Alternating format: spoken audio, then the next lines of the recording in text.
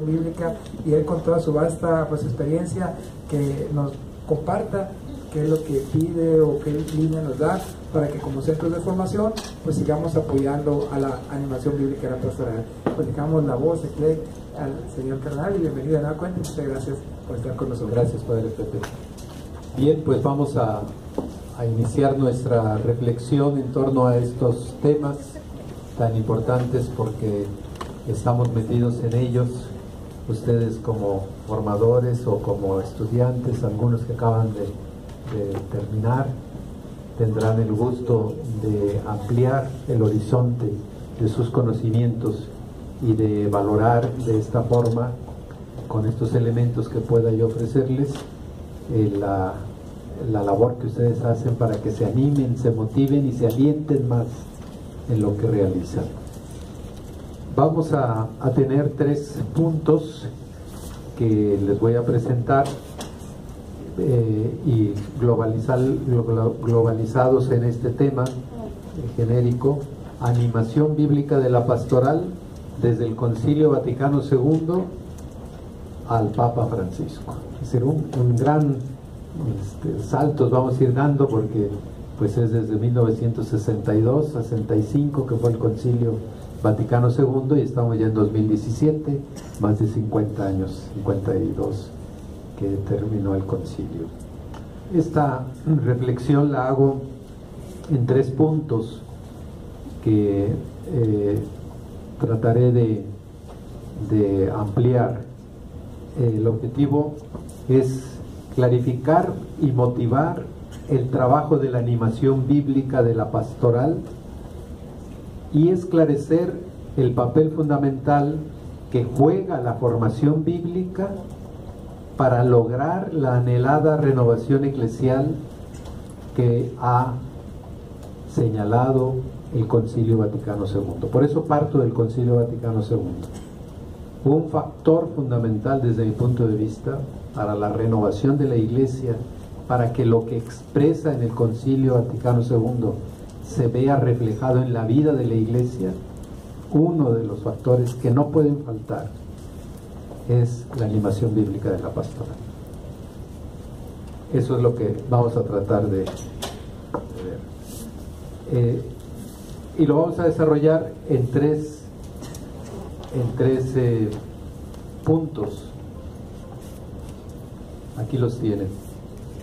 El primero, ver ese recorrido de la Dei Verbum, lo que planteó la Dei Verbum, cómo lo recogió y lo amplificó la Verbum Domini, con este sínodo del 2008, que todavía está dando el Papa Benedicto XVI, está reflejado en la exhortación postsinodal Verbum Domini.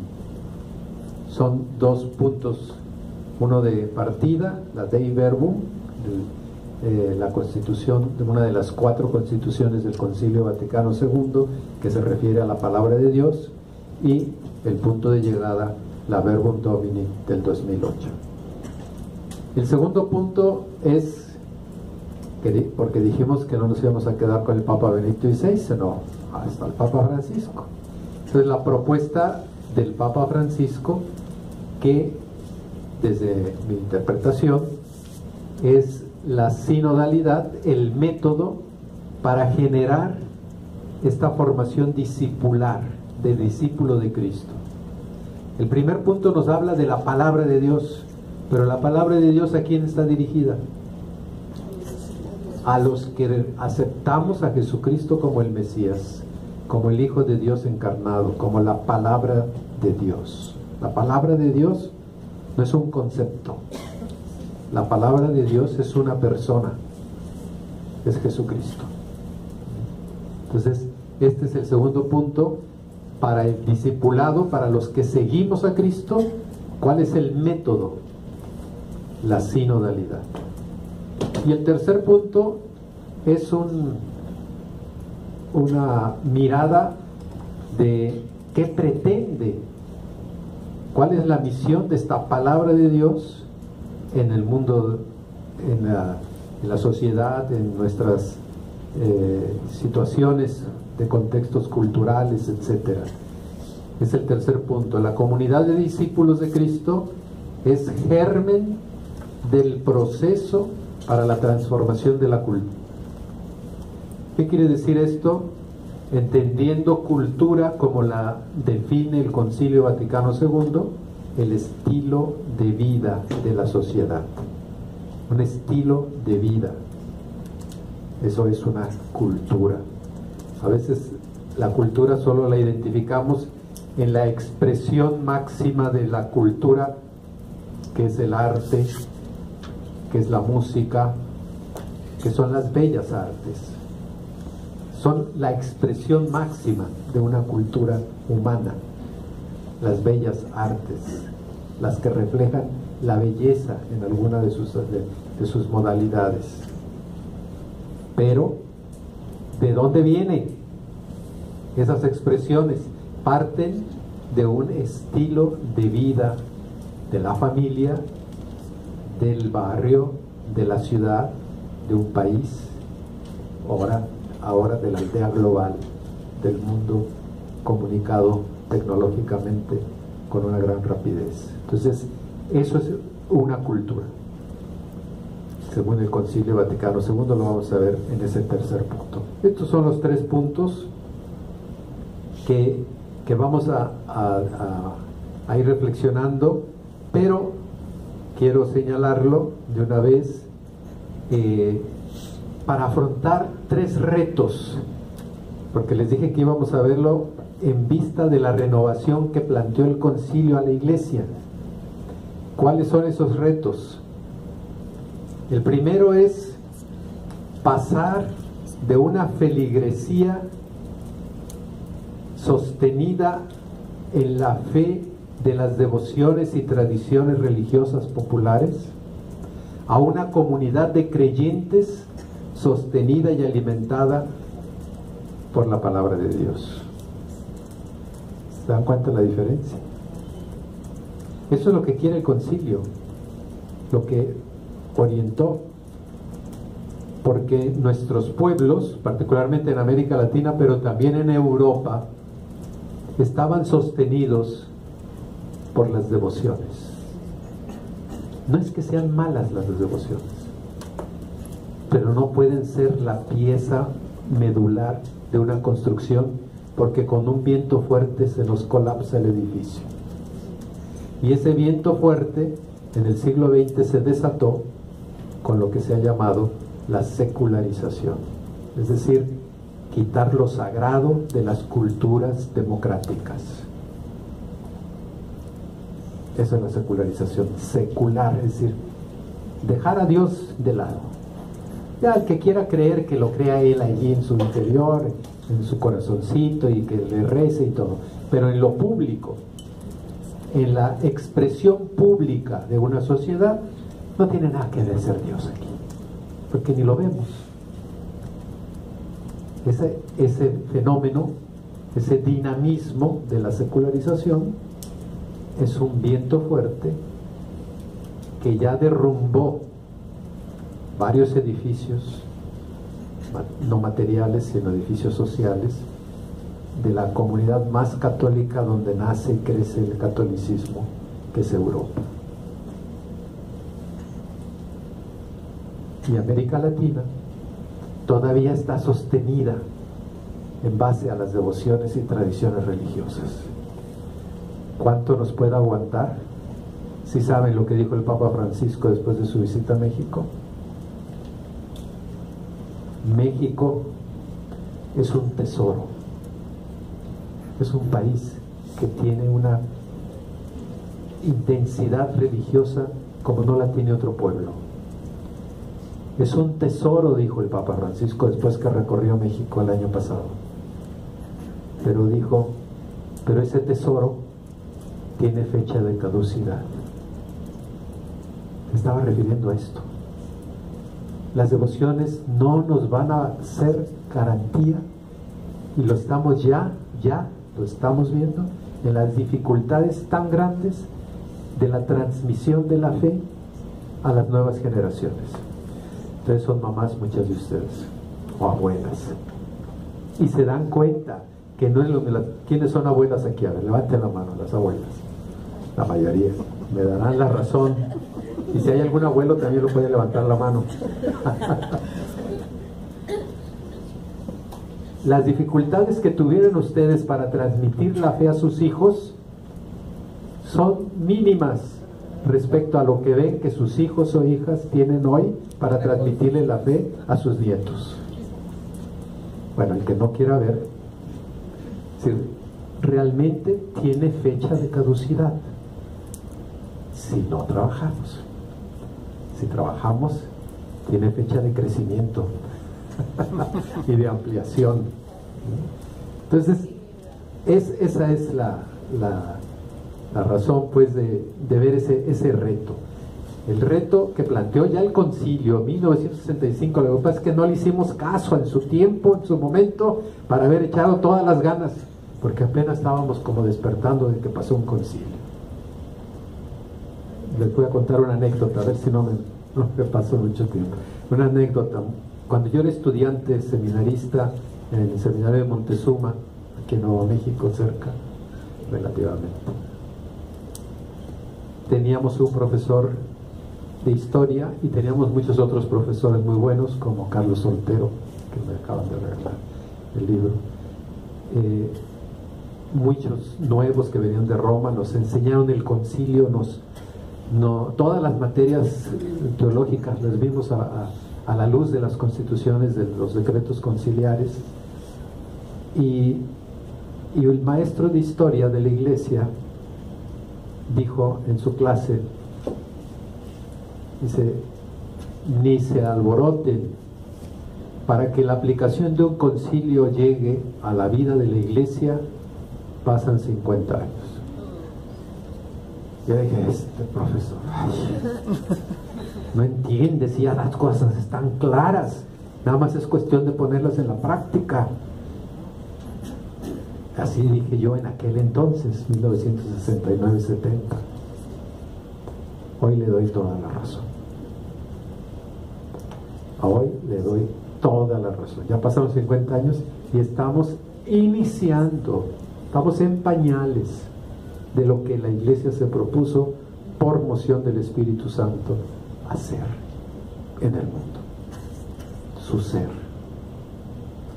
Ese es el primer desafío. El segundo desafío es que necesitamos pasar de un pueblo que ora, porque sí ora nuestro pueblo, en eso todavía tenemos muchos ejemplos, pasar de un pueblo que ora para pedirle a Dios su ayuda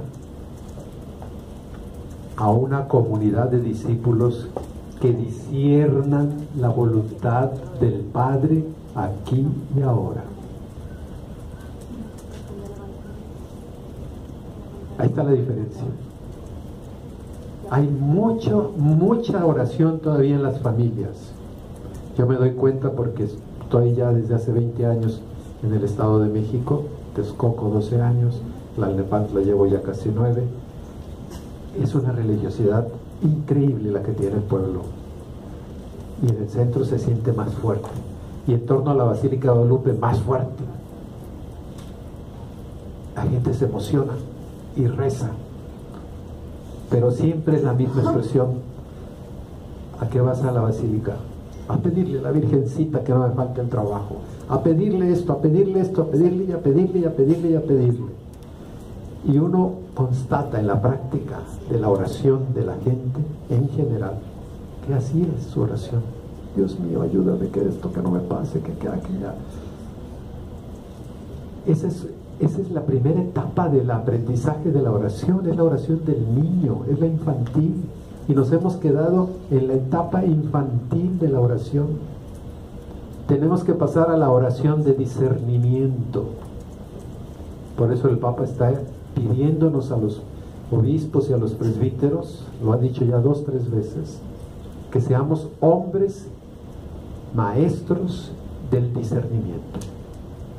Claro, él es jesuita, tiene toda una práctica, una vida en eso, pero la necesita, la iglesia la necesita. Pasar de una oración infantil de pedir ayuda, no es que esté mal pedir ayuda, no, lo vamos a ver a la hora de la homilía, porque me invitaron a que yo haga la homilía hoy. ahí voy a hacer una alusión a eso. Necesitamos eso, pero lo que nos hace crecer y madurar como cristianos que puedan dar testimonio vivo de su fe es discernir la voluntad de Dios Padre para mí, para mi familia, para mi círculo de amistad, para mi círculo de barrio, para mi sociedad. ¿Qué tenemos que hacer aquí, hoy y ahora?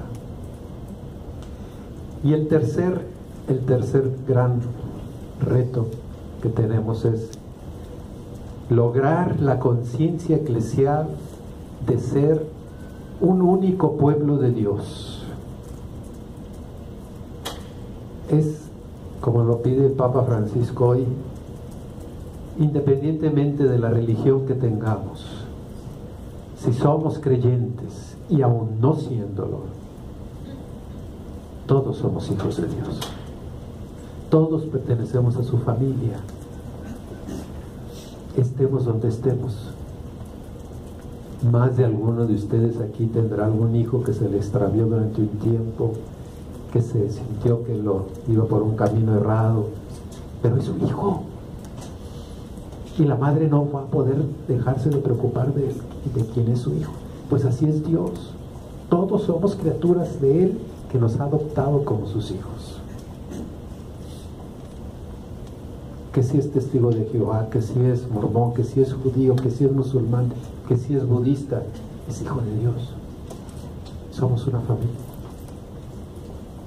Yo siempre les explico, bueno, yo pertenezco al diálogo interreligioso del Pontificia Comisión allá en Roma. El Papa Benedicto me nombró y después me ha confirmado el Papa Francisco.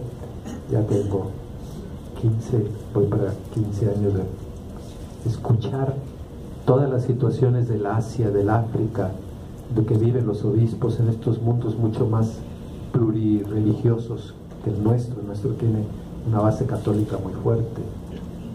Aquí nos peleamos con otros cristianos, pero ya es una situación muy distinta.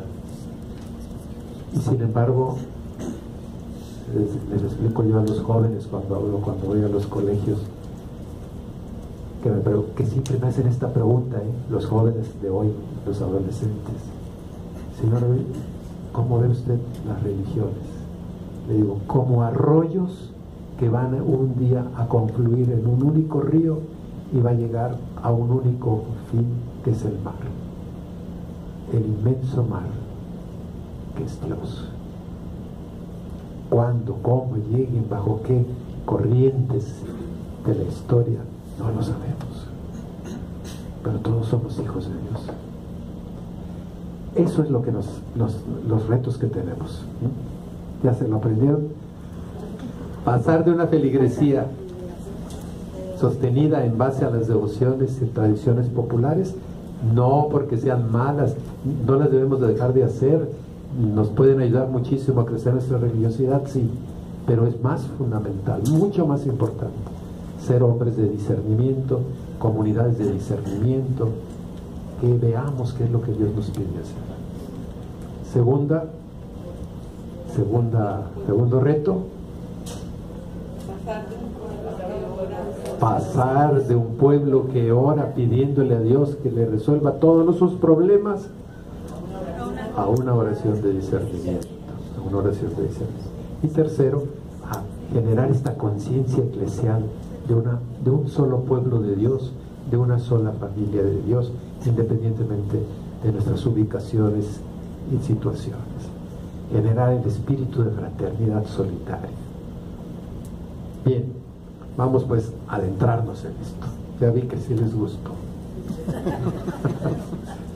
Vamos ahora a pasar entonces, ¿qué nos dice la Gaudium et Spes? Ay, perdón, es que acá le tengo que dar también. La Gaudium et Spes, en el número 1, iniciando esta hermosa constitución pastoral, que fue la que más trabajo dio que aprobaran los obispos en el concilio, pero salió muy buena. ¿Sabe quién fue el artífice de que saliera esta constitución en el concilio? Cardenal Karol Wojtyła. Él fue el artífice de que pudiera salir esta constitución. atrás de lo que dice la Constitución está el cardenal Carlos Bertola, nada más para que lo sepan. Bien, dice el número 1: los gozos y las esperanzas, las tristezas y las angustias de los hombres de nuestro tiempo, sobre todo los pobres y de cuantos sufren, son a la vez gozos y esperanzas, tristezas y angustias de los discípulos de Cristo. Nada hay verdaderamente humano que no encuentre eco en su corazón. Ahorita la reportera me preguntaba que qué le podía decir yo a las familias que tuvieron víctimas en el atentado ayer de Las Vegas. Nada hay que suceda humanamente, dolor, angustia, que no esté en el corazón del Señor. Y eso es lo que nos tiene que levantar y fortalecer ante cualquier drama y situación. Cuando tenemos esta fe en este ser que nos ha creado y nos ama, nunca nos va a dejar tirados, por peor que nos pase. Nunca. La confianza en Él es fundamental. Y la comunidad cristiana, o sea, nosotros, está integrada por hombres que, reunidos en Cristo, guiados por el Espíritu Santo en su peregrinar hacia el reino del Padre, han recibido la buena nueva de la salvación para comunicarla a todos. La Iglesia por ello se siente íntima y realmente solidaria del género humano y de su historia. Nos preocupa la historia de la humanidad. Es nuestra historia. Y es la historia que ha querido venir a redimir Jesús. Esa era la voluntad del Padre. Para eso lo mandó. Cristo se encarnó para redimir. La encarnación no tiene sentido si se le quita la redención. Se encarnó para redimir, para salvar. En el número 4 tenemos de la Gaudium et Spes lo siguiente: para cumplir esta misión de que lo humano esté en el corazón y que nosotros seamos capaces de contribuir a esta encarnación y redención de Dios entre nosotros, es deber permanente de la Iglesia escrutar a fondo los signos de la época e interpretarlos a la luz del Evangelio. ¿Ven? Aquí volvemos a incidir: hombres de discernimiento, comunidades de discernimiento, porque si no, ¿cómo vamos a interpretar lo que sucede? No tenemos elementos para por qué y para qué suceden las cosas, y a través de esos acontecimientos, ¿qué nos quiere decir Dios que debemos de hacer? De forma que, acomodándose a cada generación, la Iglesia pueda responder a los perennes interrogantes de la humanidad sobre el sentido de la vida presente y de la vida futura, y sobre la mutua relación de ambas. Cuando se pierde esta relación de la vida presente con la futura, se derrumba la fe, la esperanza, se derrumba el ser humano. Tenemos que estar siempre conectados. Vivimos hoy y esta vida ya tiene que ser experiencia pedagógica, gradual, y ahí habrá ya experiencias que crecen muy rápido, otras que menos, pero de lo que va a ser la vida eterna, que es la vida en Dios Trinidad, Dios Amor. Bien, este es el punto general de la Dei Verbum, de la Concilio Vaticano II. Ahora vamos a entrar a la Dei Verbum y luego llegamos a la Verbum Dei. En la Dei Verbum, la Constitución presenta la importancia de la Sagrada Escritura, y seguramente ustedes no solamente lo conocen, sino que lo han enseñado en la vida de la Iglesia, y va indicando los pasos significativos de lo que después va a quedar clarificado en la Verbum Dei. Por ejemplo, este es un punto que seguramente también ustedes han explicado varias veces. ¿Son dos fuentes de la tradición o una sola? Se lo planteó el concilio. Yo tuve por profesor en el bíblico al padre Luis Alonso Shekel, que fue de los miembros que asesoraban en el Concilio Vaticano el tema de la Sagrada Escritura. Y nos platicaba en clase, nos decía, este era el gran punto de conflicto, porque querían ver quién estaba arriba de quién. Si era la Escritura, pues entonces muchos pensaban vamos a caer en manos de los protestantes, de luteranos. Si es la tradición, entonces no vamos a poder tender puentes de ecumenismo, porque le damos más importancia a la tradición que a la Escritura. Era el núcleo de la discusión para la Dei Verbum en el concilio. ¿Cuál fue la respuesta? Aquí la tienen. Ay, perdón, no se las he puesto. Están íntimamente unidas y compenetradas, porque surgiendo ambas de la misma divina fuente, se funden en cierto modo y tienden a un mismo fin. ¿Y cómo sabemos que están unidas y compenetradas? Cuando ustedes ya se meten, por ejemplo, a ver los estratos sobre los cuales se fueron construyendo los relatos narrativos del Antiguo Testamento, para decir que fueron inspirados.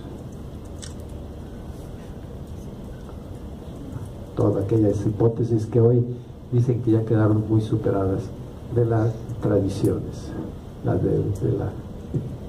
sí, en el bíblico me acaban de invitar hace un par de meses que fui por el cardenalato y me invitaron como exalumno a comer ahí con ellos. Estuve platicando con los profesores del bíblico y me dicen, señor, ya esto ya no se habla tanto así como la tradición eloísta, deuteronomista, sacerdotal. ¿Y por qué? Porque se ha ido descubriendo una gama mucho mayor que esto que había cuajado a principios del siglo XX. Entonces va evolucionando. No es que sea mentira aquello, sino simplemente que es más complicado de lo que se explicaba.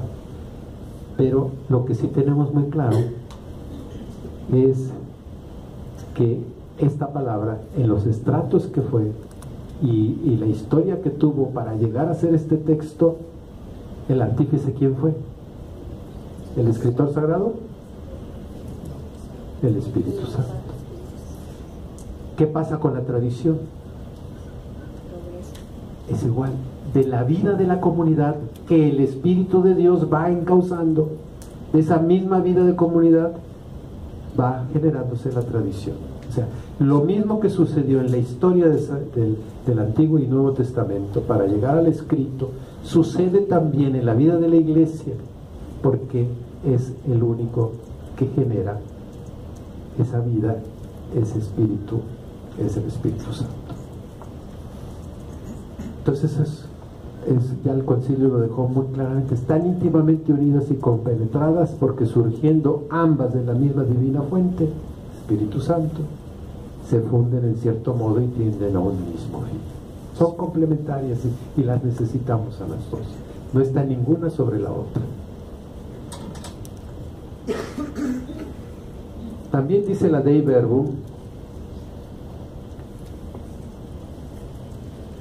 que la Iglesia siempre ha venerado las Sagradas Escrituras como lo ha hecho con el cuerpo de Cristo, no dejando de tomar de la mesa y de distribuir a los fieles el pan de vida, tanto la palabra de Dios como del cuerpo de Cristo, sobre todo en la Sagrada Liturgia, que este era otro punto de conflicto. ¿Qué es más importante, la Eucaristía o la palabra de Dios? Siempre el hombre quiere como diferenciar y distinguir quién es el mayor. Lo vamos a ver en la homilía de hoy. Y sin embargo, aquí nos dice no, ambas también.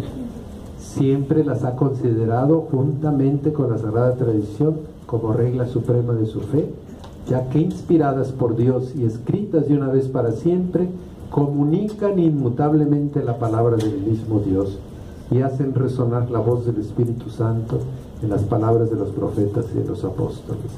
Es decir, por eso quedó muy claro el planteamiento de la liturgia eucarística después del concilio: liturgia de la palabra, y liturgia eucarística del cuerpo de Cristo. Y también con la afirmación de que tanto una y otra son pan, el pan de la palabra y el pan de la Eucaristía. ¿Por qué? Porque ambas son pan de la vida. Y la vida, yo soy el camino, la verdad y la vida. Enseguida tenemos también, todavía en la Dei Verbum, el ministerio de la palabra, ya cuando se mete la Dei Verbum en esta parte sobre la vida de la iglesia. Dice en el número 25: por eso es necesario que todos los sacerdotes, diáconos, catequistas dedicados por oficio al ministerio de la palabra, todavía no se contemplaba en el concilio los formadores bíblicos, son ustedes agentes de pastoral, sino específicamente se hablaba de catequistas, se sumerjan en las escrituras con asidua lectura y con estudio diligente. Así que felicidades, porque ustedes se sumergen en la palabra, para que ninguno de ellos resulte predicador vacío y superfluo de la palabra de Dios, que no la escuche en su interior. Esto lo marcó mucho la Dei Verbum. La homilía no tiene que ser un rollo temático y mucho menos un rollo moral. Todavía lamentablemente a veces así se escuchan algunas homilías, sobre todo cuando se trata de las mismas ceremonias, bautismo, confirmación o el matrimonio o las liturgias de funerales. Las mismas cositas se van diciendo siempre, en vez de nutrirse con la palabra de Dios que se proclama y adecuarla a lo que el acontecimiento que se está viviendo, y desde el contexto si se conocen las personas. Esta es pues un criterio muy importante: leer y escuchar interiormente la Sagrada Escritura como palabra de Dios. Tenemos esa obligación todos los predicadores y todos los catequistas y todos los que forman bíblicamente.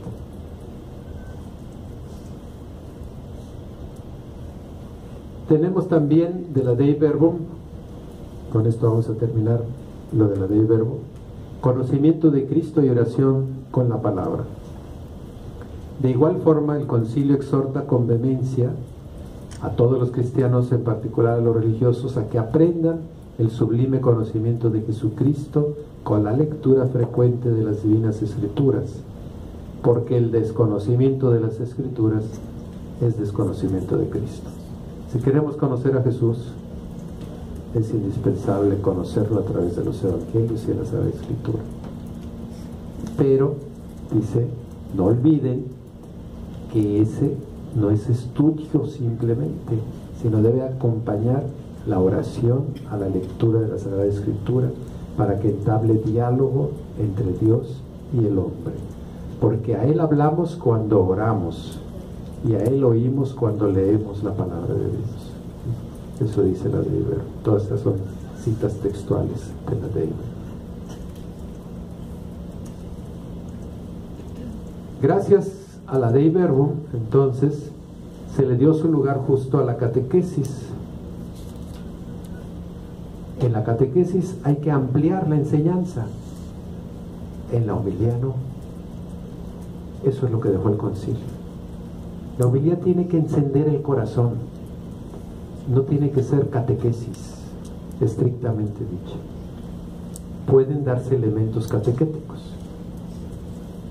pero en una homilía lo que importa es encender el corazón, como los discípulos de Maús. Algo se sintió ahí dentro que toque el corazón de las personas, y esto es fruto también del concilio.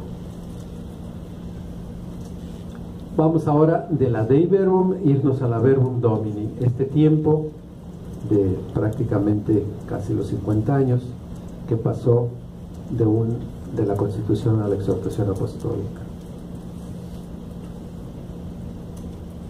Vemos qué pasó en la Dei Verbum todavía, que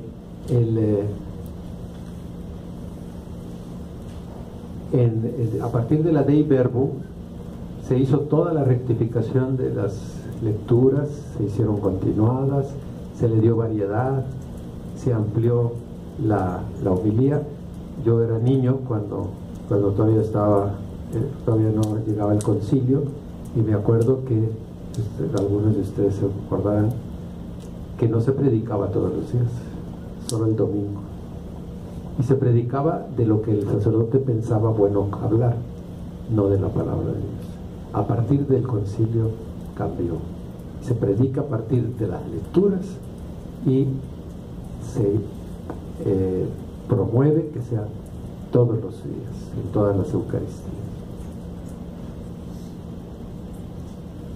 Vamos ahora a la de... ¿Dónde nos quedamos? Sí, de la Dei Verbum, la palabra de Dios también, el pan de la vida. Esto ya lo vimos. Es que aquí, como tengo que darle a las dos, estaba yo acá. Ya me había quedado atrás. Ahora, continuando con la visión del concilio, se estructuró la misma exhortación posinodal Verbum Domini. Llegamos a la Verbum Domini. Si ustedes se fijan, la estructura que tiene es Verbum Dei, Verbum in Ecclesia, Verbum Mundo. ¿Sí? Toma la palabra verbo como central para hacer la estructura del documento. Muy bellamente lo logró. Verbum Dei, y toma, es al revés, la de la constitución del concilio es Dei Verbum, pero quiere decir lo mismo, o sea, se refiere a la palabra, a la misma palabra, Verbum Dei. Entonces explica en la primera parte de la Verbum Domini la palabra de Dios. Después Verbum in Ecclesia, es decir, cómo esta tradición de asumir la palabra, el verbo en la comunidad, in Ecclesia. Y finalmente la parte Verbum Mundo, la palabra de Dios ha venido para el mundo, no para que se quede en un pequeño grupo reducido, sino para todos los hijos de Dios. Ahora vamos a ir a esta parte tan fundamental que es el número 73 en adelante, de la Verbum Domini. Ya estamos en la Verbum Domini. ¿Qué dice aquí este número 73? El sínodo ha invitado a un particular esfuerzo pastoral para resaltar el puesto central de la palabra de Dios en la vida eclesial. O sea, retoma lo que ya había dicho el concilio, pero hace un adelanto. Hace un adelanto. ¿Cuál fue?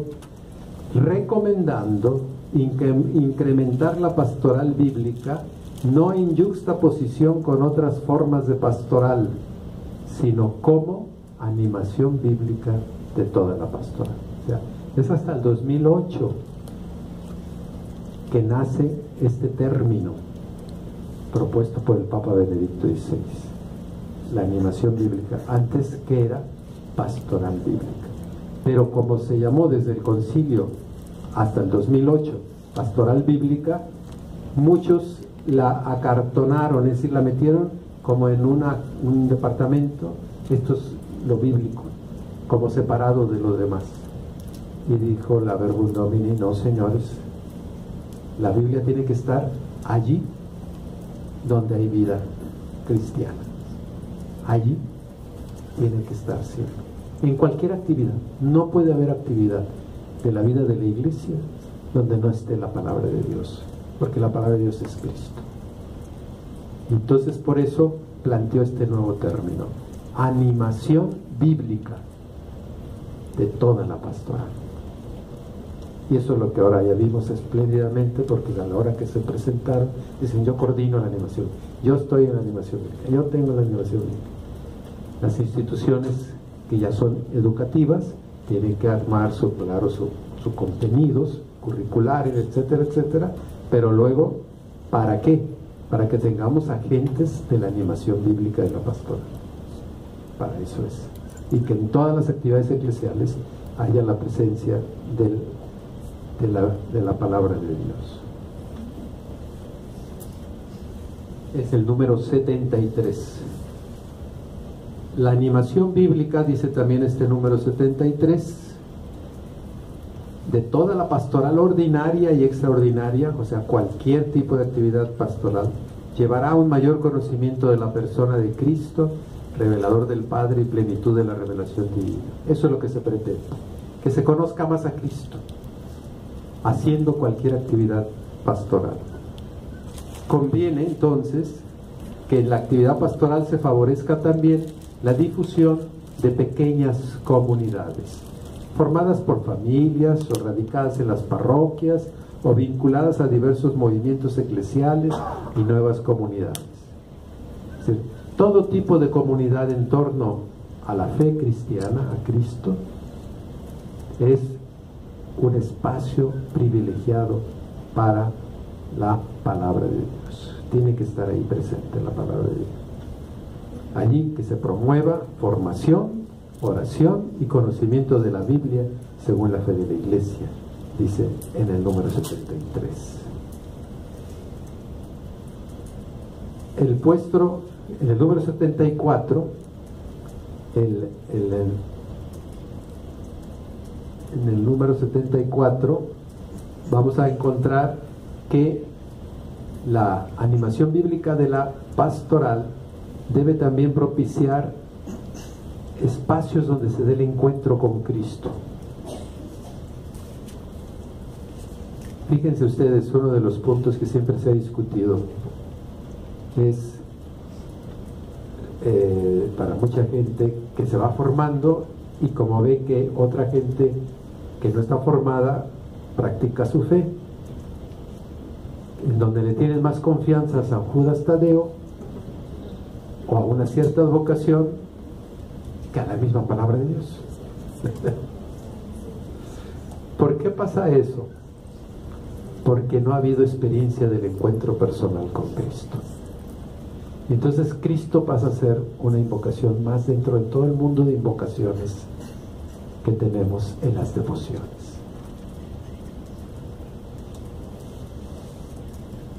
La animación bíblica de la pastoral tiene que buscar la forma de ofrecer espacios, retiros querigmáticos para el encuentro personal con el Señor, o aprovechar situaciones que viven las personas, la familia, como estas que hemos vivido de los sismos y huracanes, son propicias para el encuentro personal con Cristo.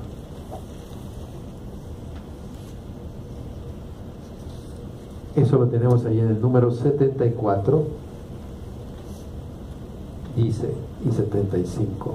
Ya.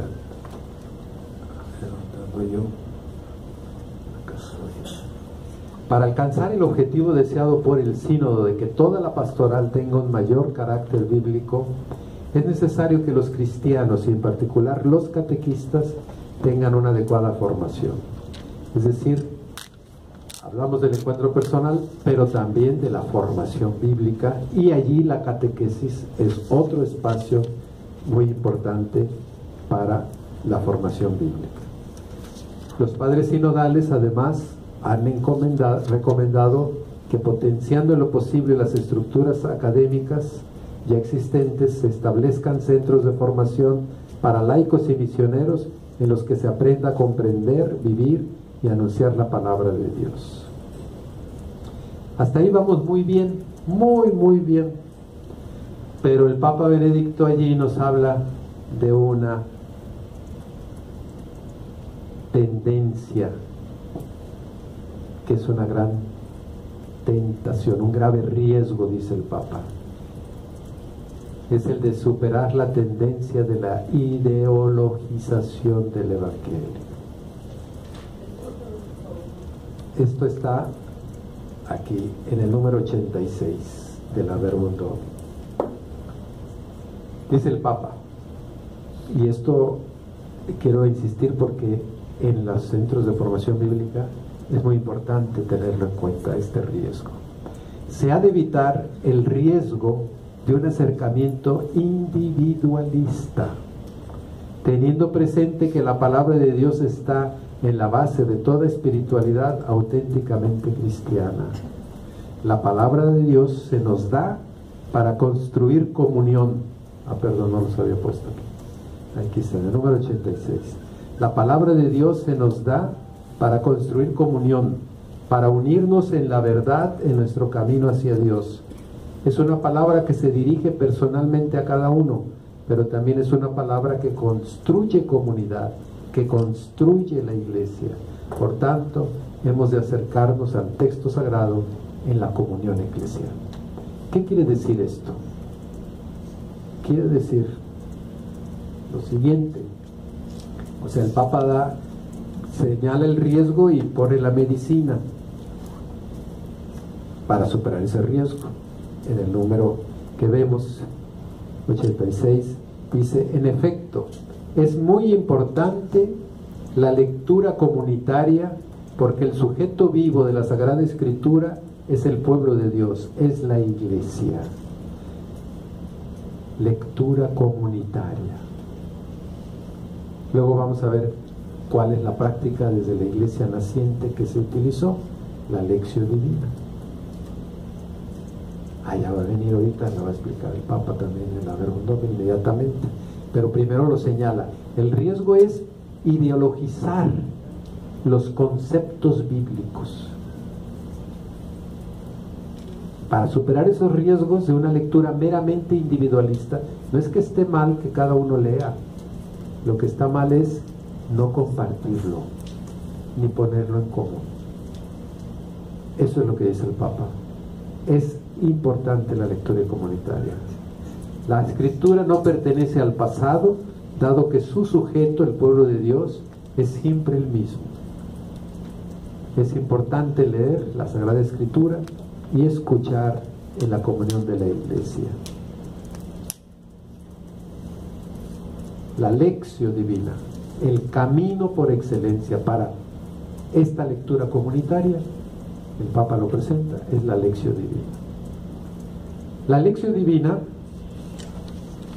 es verdaderamente capaz de abrir al fiel no solo el tesoro de la palabra de Dios, sino también de crear el encuentro con Cristo, palabra divina y viviente. ¿Cuáles son los pasos fundamentales? Ya los conocemos, son 4, pero he escogido algunas expresiones que el Papa puso allí muy claramente. ¿Qué dice el texto bíblico en sí mismo? Ese es el primer paso, la lección. Dice: sin este momento se corre el riesgo de que el texto se convierta solo en un pretexto para no salir nunca de nuestros pensamientos. ¿Qué cosa más importante está diciendo aquí Papa Benedicto? Nos vamos a quedar, vamos a hacer, o sea, en lugar de que la palabra nos convierta, nos oriente y nos impulse a seguir a Cristo, cuando lo conceptualizamos solamente los conceptos bíblicos y no los compartimos desde nuestra vida con los demás, lo que hacemos, dice, es un pretexto para no salir nunca de nuestros pensamientos. Porque ¿qué pasa? ¿Qué nos sucede cuando leemos un texto que me agrada? Me quedo con él y quisiera siempre hablar de él. Pero ¿qué nos sucede cuando encontramos un texto? Ay, no lo entiendo, aquí está medio raro. ¿Por qué? Porque te está exigiendo algo que tú en el fondo no estás dispuesto a aceptar, que esto sea palabra de Dios. Los textos que no nos agradan. Y la única manera de lograr entenderlos es compartiendo la vida con los demás a la luz de esa palabra. ¿Cómo lo ha vivido cada uno? Y eso nos enriquece enormemente. Y entonces nos abre a la escucha de la palabra y no a la justificación de mi conducta a la luz de esa palabra. No sé si me explico. Bien, entonces por eso la lección comienza explicando el texto mismo. Aquí tenemos que hacer mucho el énfasis, por eso, de que cuando hagamos una lección divina, no empecemos haciendo aplicaciones del texto, sino el texto mismo. Yo utilizo tres pasitos para la lección en este paso número 1. Explicar el contexto del texto. Ahora lo haré en la homilía muy brevemente, espero, ya me estoy pasando. pasando mucho, tú me avisas del tiempo. El primer paso es explicar el contexto. El segundo paso es ver la estructura que tiene el texto, cómo está compuesto, si es un diálogo, una parábola, si es pregunta y respuesta, si es un diálogo que confronta, que no. Esa es la estructura del texto, y luego ya entra al contenido del texto, pero no tiene nada que ver todavía con nosotros, porque a veces nos gana el impulso de decir, con esto nos está queriendo decir Cristo esto. No, espérense. Ese es el segundo paso, que es lo que dice allí, la meditación. ¿Qué nos dice el texto bíblico a nosotros? Aquí, cada uno personalmente,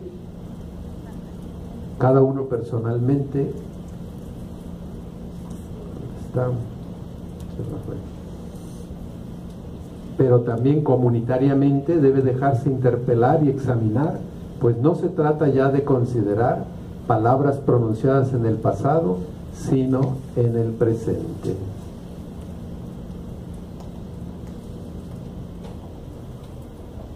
Tenemos ahora las otras dos partes de la lección. Se llega sucesivamente así al momento de la oratio, que supone la pregunta: ¿qué decimos nosotros al Señor como respuesta a su palabra? No es abrir una oración universal de los fieles. Es que a veces así pasa en las lecciones y empiezan a pedir por todo lo que traen dentro y lo que sienten que está pasando y todo. No, esta escucha de esta palabra, ¿qué me mueve a decirle a Dios? Ese es el tercer paso.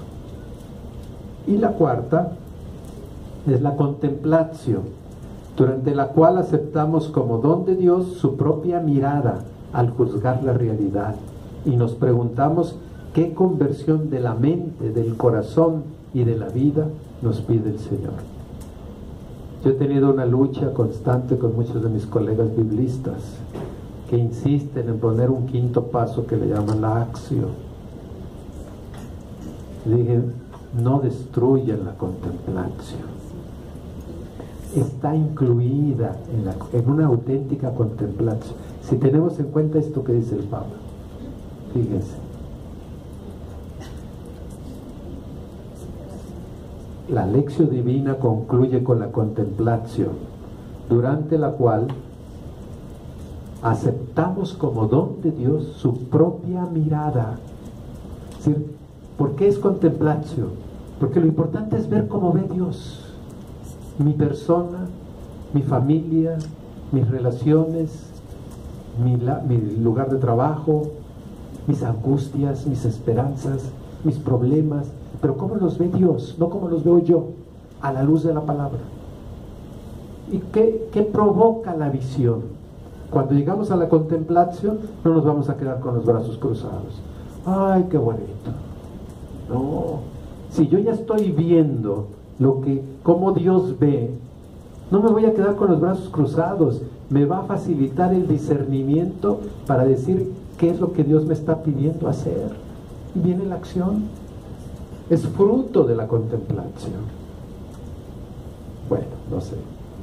Esa es mi lucha de querer dejar en la clásica 4 pasos la lección divina. Como pasa en la lección los 4 pasos. Bien, vamos ahora a la relación experiencia de fe y doctrina, para concluir este tema de la Dei Verbum a la Verbum Domini. Pero ¿cuánto?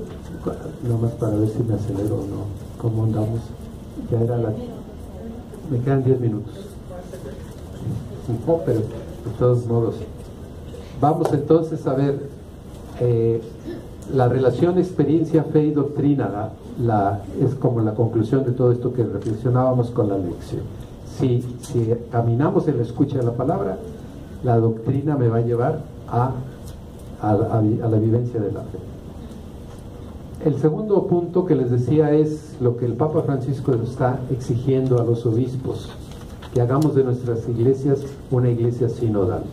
Entonces, lo que yo he puesto aquí es que la sinodalidad es el método para el discipulado, la sinodalidad, como lo explica el Papa en el discurso del 17 de octubre del 2015.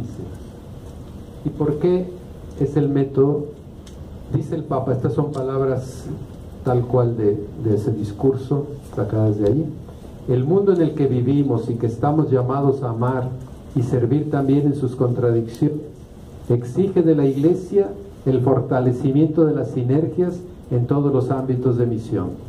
En el fondo está diciendo, la comunión la vamos a alcanzar si hacemos sinodalidad.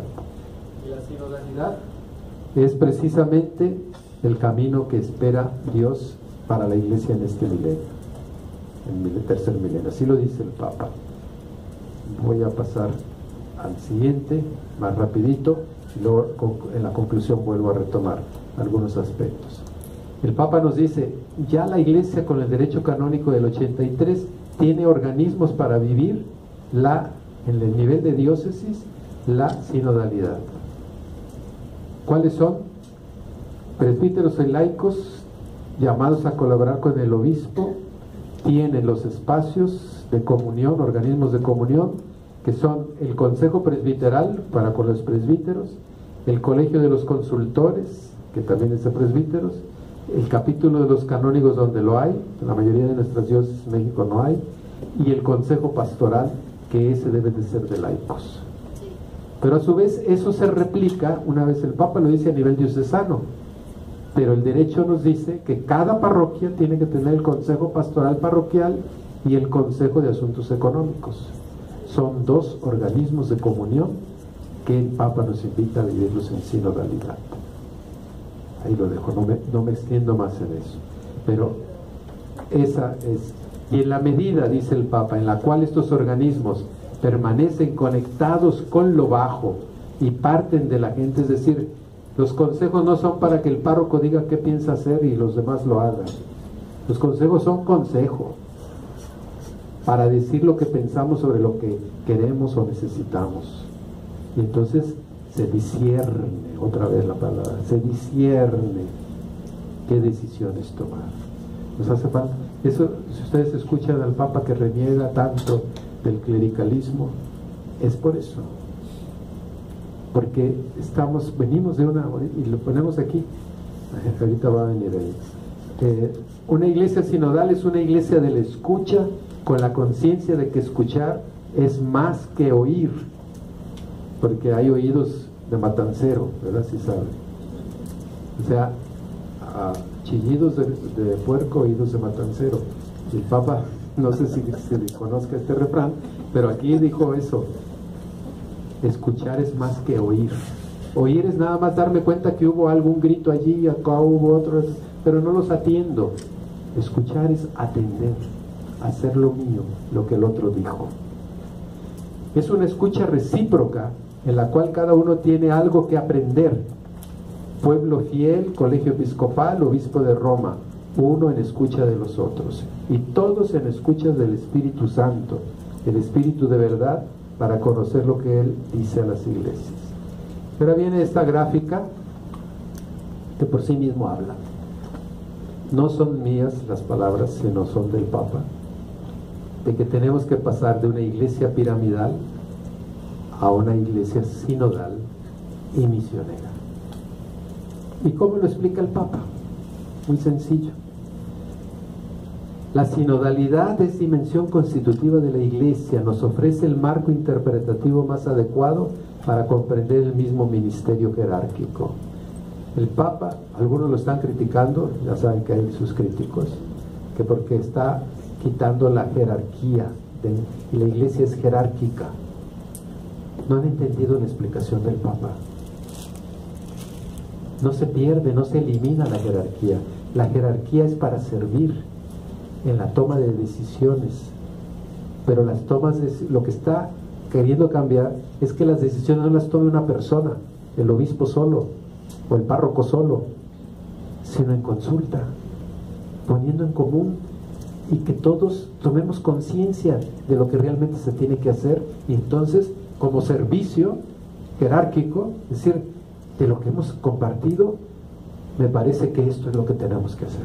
Y ahí ya nos unimos todos en comunión. Entonces la jerarquía es servicio, porque si no hay cabeza, si no hay una última autoridad que diga qué se hace y qué no, o cómo se hace y de qué manera, entonces sí se pierde la importancia de que la iglesia sea jerárquica. Pero lo que tenemos que buscar es que sea sinodal, una jerarquía que actúa sinodalmente, y eso es lo que pide el Papa. Si comprendemos que, como dice San Juan Crisóstomo, iglesia y sínodo son sinónimos, porque la iglesia no es otra cosa que el caminar juntos de la grey de Dios por los senderos de la historia que sale el encuentro de Cristo el Señor. Esas son citas de San Juan Crisóstomo que hace el Papa. Entendemos también que en su interior nadie puede ser elevado por encima de los demás. Lo que decía San Agustín: con ustedes soy hijo de Dios, para ustedes soy servidor. Y es más grave mi responsabilidad de servidor, porque es gracia el ser hijo. Lo decía San Agustín, tal cual.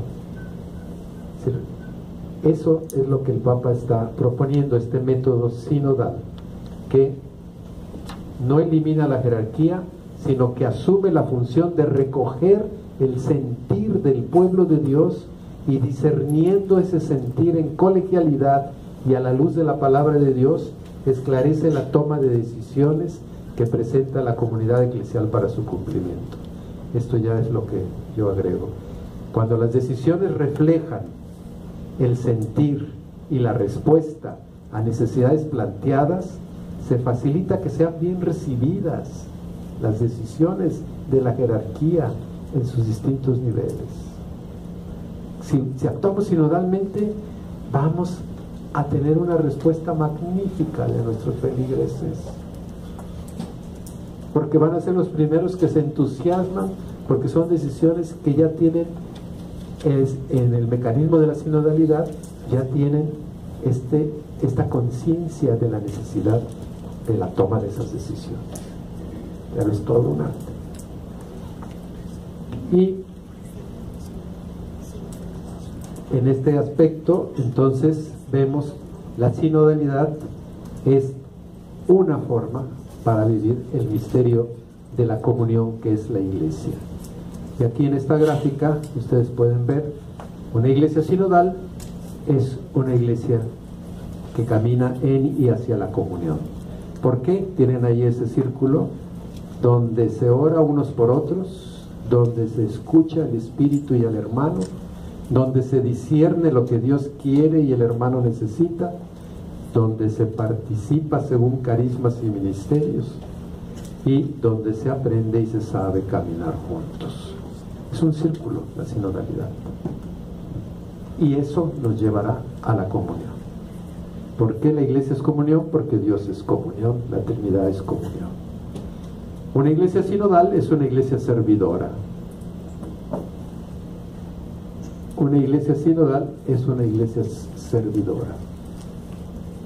Jesús ha constituido la iglesia poniendo en su cumbre al colegio apostólico, en el que el apóstol Pedro es la roca, aquel que debe confirmar a los hermanos de la fe. Estas son palabras del Papa, de su discurso, el Papa Francisco. Pero en esta iglesia, como en una pirámide invertida, la cima se encuentra por debajo de la base. Si le dijo Jesús a Pedro: sobre esta piedra edificaré mi iglesia, ¿dónde tiene que estar la piedra? Abajo. Y cuando hay buen cimiento, el edificio no colapsa. A propósito de lo que hemos vivido, cuando está la piedra fundamental, que es Pedro, la iglesia no se colapsa, se sostiene. Y para que se sostenga, entonces, es el camino sinodal que nos lleva a la comunión. Y en la comunión la iglesia es fuerte. Pero hay quienes no entienden así. Una iglesia sinodal es una iglesia servidora. Por eso quienes ejercen la autoridad, dice el Papa, son palabras también de su discurso, se llaman ministros. Sabemos lo que es mini, pequeñitos, dice el Papa. porque según el significado originario de la palabra, son los más pequeños, los servidores. Son pequeñitos, somos pequeños para todo lo que tenemos que hacer. Cada obispo sirviendo al pueblo de Dios llega a ser, para la porción de la grey que le ha sido encomendada, Vicarius Christi, vicario de Jesús, quien en la última cena se inclinó para lavar los pies a los apóstoles. Y en un horizonte semejante, el mismo sucesor de Pedro es el Servus Servorum Dei, el siervo de los siervos de Dios, que es el título que más le gusta al Papa Francisco utilizar: siervo de los siervos de Dios. Concluyendo esta segunda parte, tú dirás, concluyendo esta segunda parte, entonces tenemos, ¿por qué iglesia en comunión? Porque somos una sola familia y tenemos una comunión afectiva. Los padres aman al hijo y los hijos a los padres. Que nos hace el bautismo, es la comunión afectiva, nos hace hijos de Dios, iguales en dignidad, hermanos, responsables unos de otros, partícipes de la misma promesa de santidad. Se nos participa la vida divina, la santidad. Y la confirmación es la comunión operativa, es la que nos da, con la unción en el mismo espíritu, bendecidos con diferentes carismas. Ahí vienen las diferencias para el servicio. Diferentes carismas, miembros del único cuerpo de Cristo y corresponsables de la misión de la iglesia. Esta es la gran diferencia entre bautismo y confirmación. En ambos recibimos el Espíritu Santo, pero en el bautismo lo recibimos como gracia, como don. Como cuando nacemos, nosotros no le dijimos, yo no quiero ser hijo de mi mamá. No, mamá, papá. Y los papás, hijito. No se necesita correspondencia, es natural. Eso es el bautismo. Nuestro Padre Dios nos hace sus hijos sin que le hayamos dicho que sí o no queramos. Ya somos. Igual que cuando nacemos, somos hijos de papá y mamá.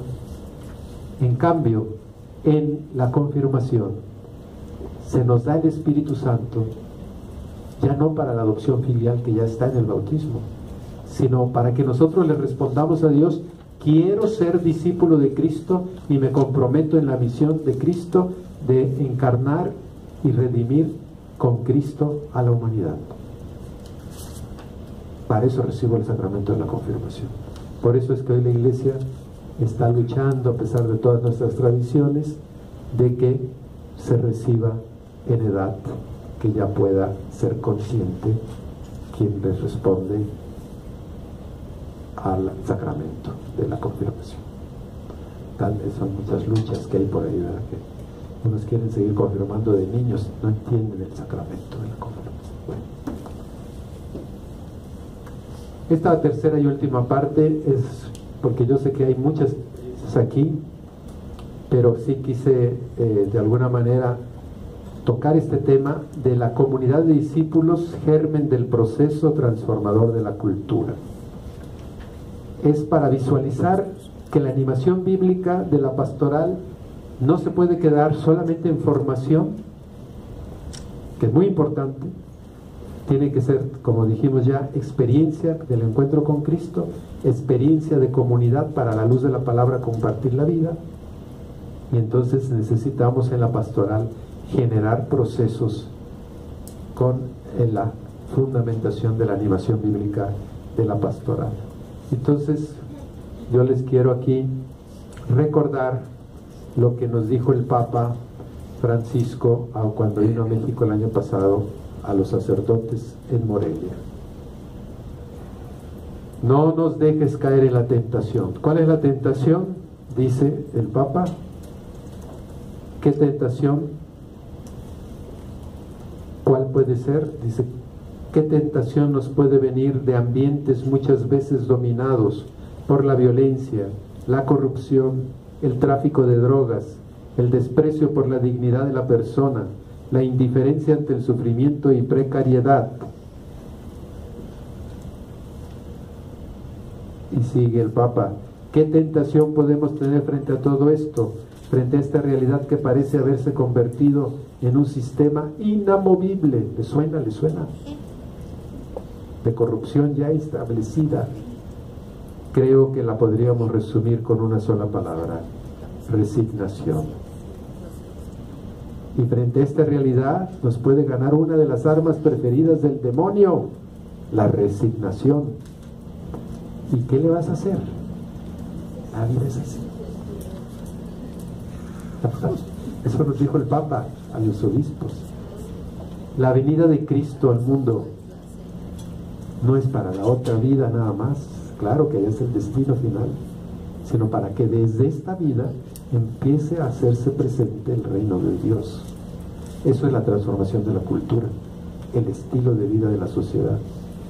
Por eso el Papa sigue adelante: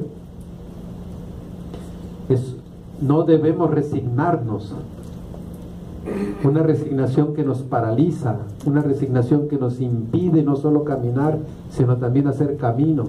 Una resignación que no solo nos atemoriza, sino que nos atrinchera en nuestras sacristías y aparentes seguridades. ¿No podemos cambiar el mundo?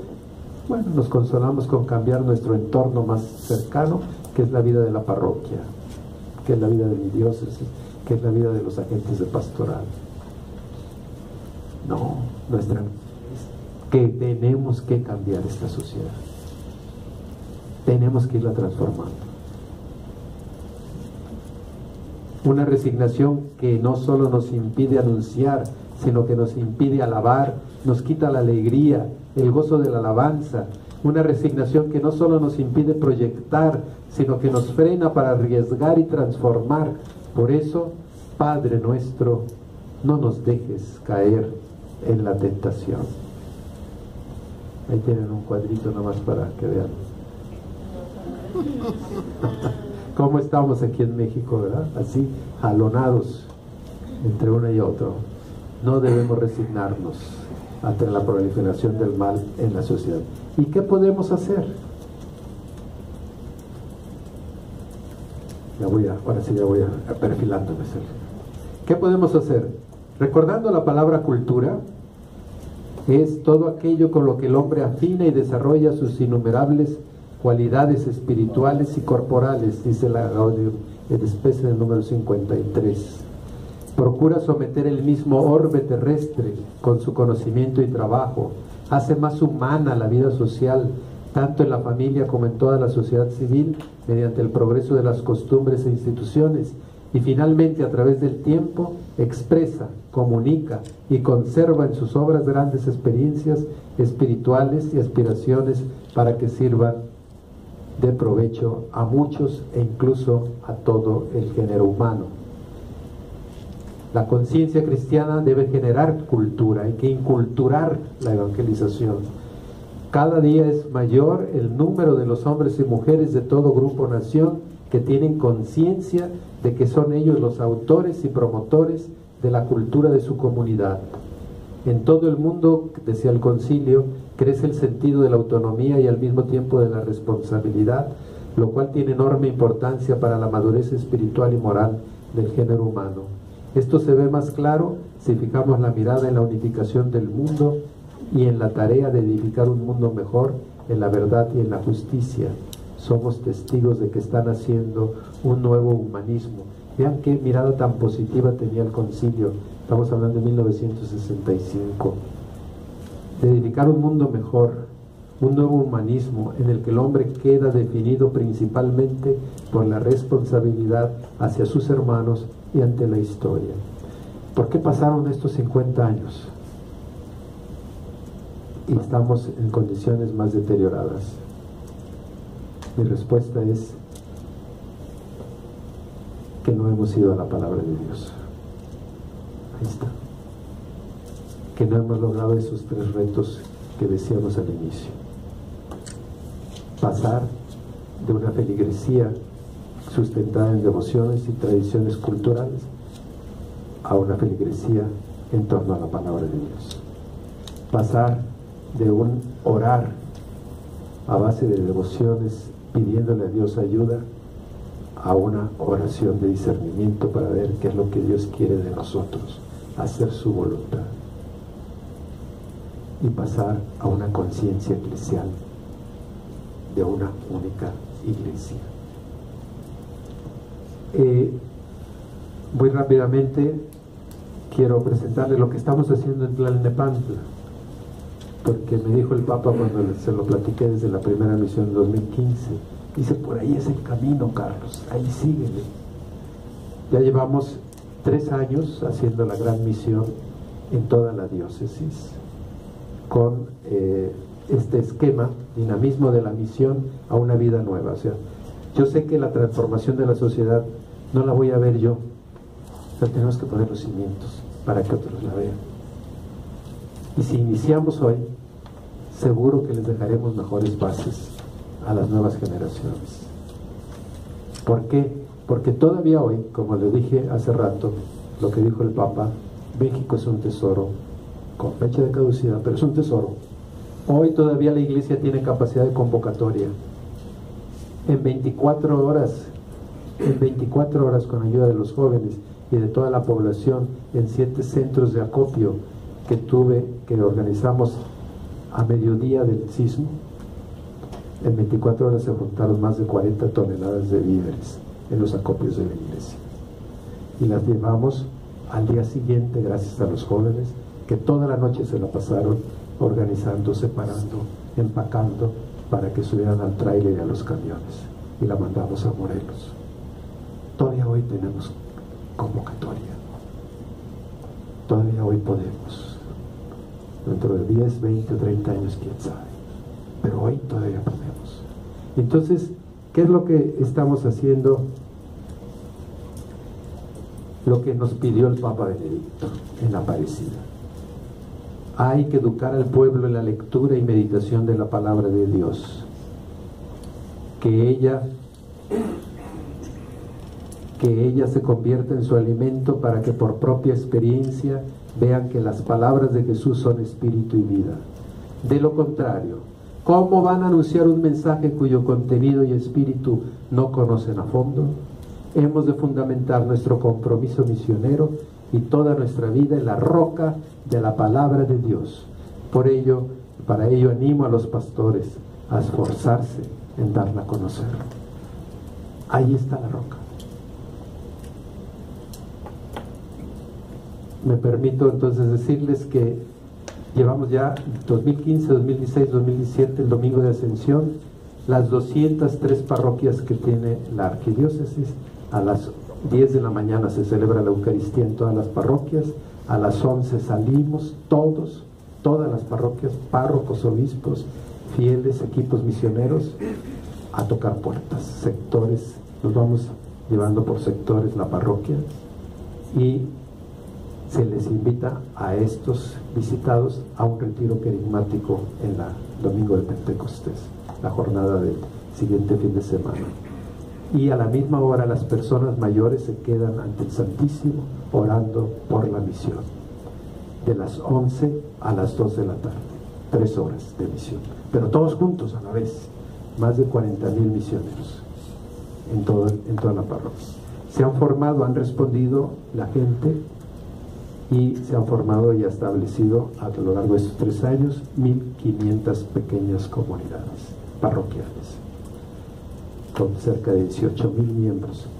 Son todavía un granito, una gotita de agua en el océano, porque son 3 millones de habitantes lo que tengo yo en la arquidiócesis. Entonces, pero eso es lo que todavía podemos hacer y eso va a crecer. La gente me lo ha dicho ahora que los visité después de la segunda misión. Ha cambiado mi vida, señor obispo, con la lección divina. La pequeña comunidad se reúne cada semana para ir en lectura continuada leyendo un evangelio durante el año. Empezamos con Marcos, le seguimos con Lucas, después ahora están con Mateo y el próximo año será con Juan. Y al término de cada una de esas ahí andamos en misión, tocando puertas, muy contentos, todos muy alegres. Hay una gran alegría al salir a las calles y tienen su retiro. Este es el que correspondió al final de Marcos, Galilea, el encuentro del resucitado.